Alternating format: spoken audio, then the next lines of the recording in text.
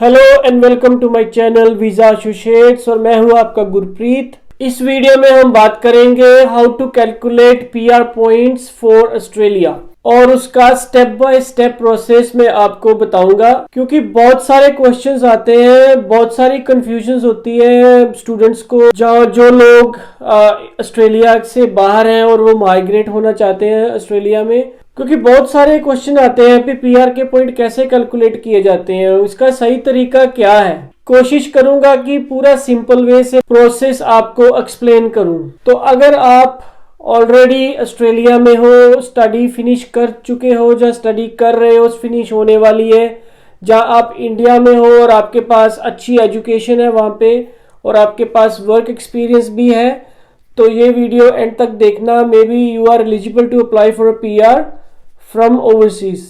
और अगर आप स्टूडेंट वीजा पे ऑस्ट्रेलिया में हो और आपने पीआर डालनी है तो ये वीडियो आपके लिए भी है, क्योंकि इसमें पीआर के पॉइंट्स कैसे कैलकुलेट किए जाते हैं मैं वो आपको बताऊंगा। क्योंकि पीआर डालने से पहले हमें एक्सप्रेशन ऑफ इंटरेस्ट डालना पड़ता है। एक्सप्रेशन ऑफ इंटरेस्ट डालने के लिए दो चीजें बहुत जरूरी हैं। एक है स्किल असेसमेंट, जो आपकी क्वालिफिकेशन, आपकी एजुकेशन की है, और दूसरा है 65 पॉइंट्स। क्या आपके वो 65 पॉइंट्स बन रहे हैं, और वो कैसे बनेंगे मैं आपको बताता हूँ। पीआर पॉइंट्स को डिवाइड किया गया है बेसिकली आपकी age, English skills, education, work experience and all.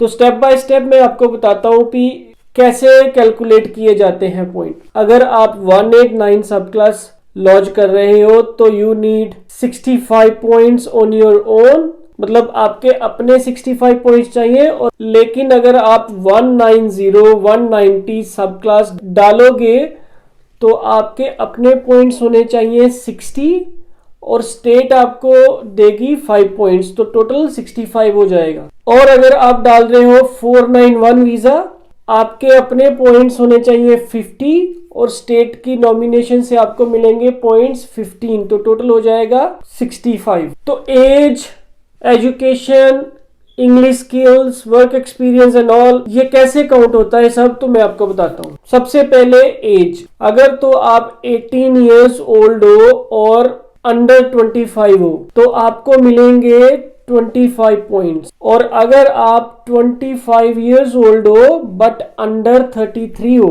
तो आपको पॉइंट्स मिलेंगे 30। सबसे ज्यादा पॉइंट्स आपको 25 से 33 तक मिलते हैं।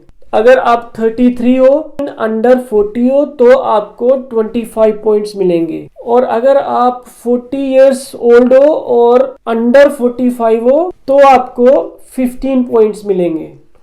तो ये होगा एज का। अब बात करते हैं इंग्लिश स्किल की, जो कि आपकी इंग्लिश प्रोफिशिएंसी, मतलब आईएलटीएस या पीटी में आपके कितने हैं। अगर आपके 6 ईच हैं तो आपको कोई पॉइंट नहीं मिलेगा, बट फिर भी आप एक्सप्रेशन ऑफ इंटरेस्ट डाल सकते हो अगर आपके 65 टोटल हो रहे हैं तो। और अगर आपके 7 ईच है तो आपको मिलते हैं 10 पॉइंट्स, और अगर आपके 8 ईच है तो आपको मिलेंगे 20 पॉइंट्स। बात यहाँ खत्म हो जाती है कि अगर आपकी जितनी हाई इंग्लिश है, जितने अच्छे मार्क्स हैं, उतने अच्छे पॉइंट्स आपको मिलते हैं। तो अभी से आप अपनी इंग्लिश पे काम करना शुरू कर दो। प्रैक्टिस, कोचिंग, सेल्फ लर्निंग, ये सब तरीके आजमाओ और अपने 7 ईच 8 ईच लेके अच्छे पॉइंट्स बना के अपनी फाइल लॉन्च करो। अब बात करते हैं ओवरसीज की वर्क एक्सपीरियंस की। अगर आप ऑस्ट्रेलिया के बाहर थे जब, तो वहाँ का जो आपने काम किया है उसका वर्क एक्सपीरियंस है जो, उसके पॉइंट्स आपको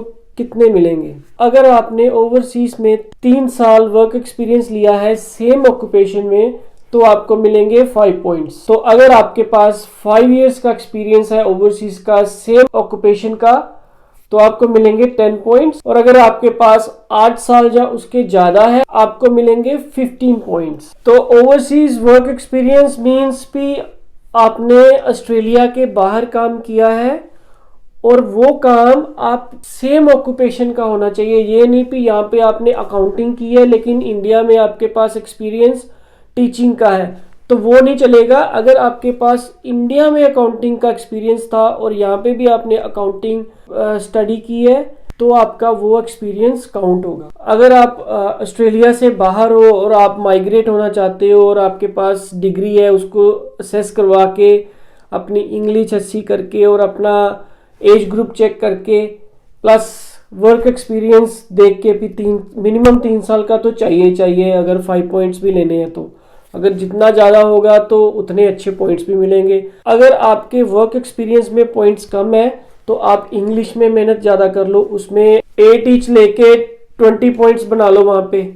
तो वो जो यहाँ से कम, अगर वर्क एक्सपीरियंस से कम है तो एटलीस्ट वहाँ से पूरे हो जाएंगे। तो अगर आप ऑलरेडी ऑस्ट्रेलिया में यहाँ पे आपने स्टडी की है और यहाँ पे आपका वर्क एक्सपीरियंस शो किया है आपने ऑस्ट्रेलियन वर्क एक्सपीरियंस, तो 1 साल के वर्क एक्सपीरियंस के आपको मिलेंगे 5 पॉइंट्स, 3 इयर्स के 10 पॉइंट्स, 5 इयर्स के आपको मिलेंगे 15 पॉइंट्स एंड 8 इयर्स के आपको मिलेंगे 20 पॉइंट्स। तो अब बारी आती है एजुकेशन, आपकी क्वालिफिकेशन, आपने क्या स्टडी की है ओवरसीज या विद इन ऑस्ट्रेलिया। तो अगर आपके पास डॉक्टरेट डिग्री है तो आपको मिलते हैं 20 पॉइंट्स। अगर आपके पास बैचलर्स डिग्री है तो आपको मिलते हैं 15 पॉइंट्स। तो अगर आपने डिप्लोमा या कोई ट्रेड कोर्स किया है तो आपको मिलते हैं 10 पॉइंट्स। सो इसमें भी ऐसा है कि जितनी हाई क्वालिफिकेशन है आपकी उसी हिसाब से आपके पॉइंट्स भी ज्यादा बनते जाएंगे। उसके बाद आता है professional year with in Australia. ये 1 साल का होता है और इसके आपको 5 पॉइंट्स मिलते हैं और ये सिर्फ और सिर्फ इंजीनियरिंग, आईटी एंड अकाउंटिंग में ही अवेलेबल है और किसी ऑक्यूपेशन या प्रोफेशन में ये अवेलेबल नहीं है 5 पॉइंट्स। और फिर आती है बारी स्पेशलिस्ट एजुकेशन की, मास्टर डिग्री बाय रिसर्च। अगर आपके पास ऐसा कुछ है तो आपको उसके भी 5 पॉइंट्स मिलते हैं। फिर बात आ जाती है स्टडी इन ऑस्ट्रेलिया। अगर आप ऑस्ट्रेलिया में 2 साल स्टडी करते हो तो उसका बेनिफिट भी आपको मिलता है। इसीलिए हमेशा जो ऑस्ट्रेलिया आके स्टडी करते हैं उनके लिए पीआर लेनी ज़्यादा इजी होती है रादर देन कि आप ओवरसीज से अप्लाई कर रहे हो, क्योंकि ओवरसीज को प्रेफरेंस उतनी नहीं दी जाती जितनी आप विद इन ऑस्ट्रेलिया जब स्टडी करके पीआर डालते हो तो आपके पास और आपके पास पॉइंट्स भी ज़्यादा हो जाते हैं और आपके चांसेस भी ज़्यादा होते हैं। अनलेस अनटिल आपके पास बहुत बड़ी डिग्री है और बहुत ही अच्छा एक्सपीरियंस है और आपकी इंग्लिश स्किल्स भी बहुत ज़्यादा है। ऑस्ट्रेलिया में 2 साल की स्टडी से आपको 5 पॉइंट्स मिलेंगे और अगर आप नाटी कर लेते हो तो उसके भी आपको 5 पॉइंट्स मिलते हैं। और दूसरा एडवांटेज ये है, अगर आप ऑस्ट्रेलिया में हो और आप रीजनल एरिया में स्टडी कर रहे हो तो उसके भी 5 पॉइंट्स आपको मिलते हैं। रीजनल एरिया मतलब जो आप बड़ी सिटीज़ में नहीं हो, छोटी सिटीज़ में हो, जहाँ बड़ी सिटी के छोटे शहरों में हो आसपास के, जैसे मेलबर्न की बात करें तो मेलबर्न के आसपास जो बेंडिगो, बेलरट, ऐसे जो सिटीज़ हैं, अगर आप उनमें रह के स्टडी कर रहे हो तो आपको उसके 5 पॉइंट्स भी मिलेंगे। और आपको अपने पार्टनर के स्किल्स के भी पॉइंट्स मिलते हैं। जैसे सपोज आपकी वाइफ है या आपका हस्बैंड है और उसके पास कोई डिग्री है या उसके पास इंग्लिश आइल्स उसने अच्छी की हुई है तो उसके पॉइंट्स भी मिलते हैं। अगर उसके पास डिग्री और स्किल असेसमेंट करवाई है प्लस उसके पास आइल्स भी है तो उसको आपको 10 पॉइंट्स मिलते हैं उसके। बट अगर उसके पास स्किल असेसमेंट नहीं है लेकिन कॉम्पिटेंट इंग्लिश है जो कि 6 ईच इंग्लिश में है तो आपको उसके 5 पॉइंट्स मिलते हैं। और अगर आप सिंगल हो और ऑस्ट्रेलिया में स्टडी कर रहे हो तो आपको उसके 10 पॉइंट्स मिलते हैं। तो बेसिकली बात यह है कि ऑस्ट्रेलिया को चाहिए यंग लोग और अच्छी क्वालिफिकेशन के साथ, जिनकी स्किल असेसमेंट हुई हो, जिसके पॉइंट्स अच्छे बनते हो, जिसके पास इंग्लिश लैंग्वेज स्किल्स अच्छे हो, जिसके पास उसी ऑक्यूपेशन का वर्क एक्सपीरियंस हो। और ये सब चीज़ें मिला के अगर आपके पास 65 पॉइंट्स बनते हैं तो आप एलिजिबल हो जाते हो पीआर डालने के लिए। हालांकि कुछ ऑक्यूपेशंस ऐसी हैं जिसमें और भी ज़्यादा पॉइंट्स चाहिए, लेकिन 65 में आप एलिजिबल हो जाते हो। अलग बात है कि आपकी फाइल पिक ना हो जाए, आपको इनविटेशन ही ना आए। फॉर एग्जांपल अकाउंटिंग में बहुत हाई, जैसे ऑलमोस्ट 100 पॉइंट्स ही चाहिए होते, तो ऐसे पॉइंट्स कैलकुलेट होते हैं। तो अपने हिसाब से अपने पॉइंट्स कैलकुलेट करो और अगर आपके 65 बनते हैं, whether you are in Australia और ओवरसीज समवेयर, आप एलिजिबल हो जाते हो इन तीनों में से कोई भी वीज़ा डालने के लिए। और अगर आपके पॉइंट्स 5 या 10 कम हो रहे हैं तो द बेस्ट थिंग इज आप अपनी इंग्लिश स्किल्स पे काम करके उसको अच्छे मार्क्स लेके और वो 5-10 पॉइंट्स पूरे कर सकते हो। तो ये थी पीआर के पॉइंट्स कैसे कैलकुलेट होते हैं उसके बारे में थोड़ी सी एक्सप्लेनेशन। और अगर आपको ये वीडियो अच्छी लगी है तो प्लीज इस वीडियो को लाइक करो और शेयर करो अपने दोस्तों के साथ, and don't forget to subscribe my channel. Till then, Rab रखा।